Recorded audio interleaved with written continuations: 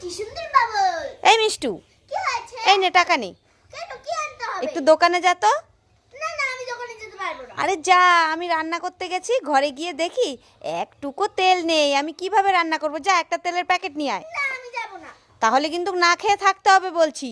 না না বাবা, আমি না খেয়ে থাকতে পারবো না। আমার দাও তো, আমি এই দোকানে নে যাচ্ছি। টাকা নে, আর বাবলসটা আমাকে দে, পরে এসে খেলা করবি। ঠিক আছে মা।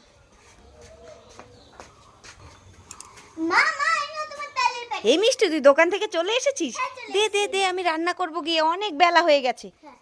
কি ব্যাপার, তেলের প্যাকেটটা তো হালকা হালকা লাগছে কেন? এ মা, এতে তো তেল নেই, তেল কি করেছিস? কেন? আমি তো তেলগুলো রাস্তায় ঢেলে ঢেলে ফেলে দিয়েছি। এই ফেললি কেন?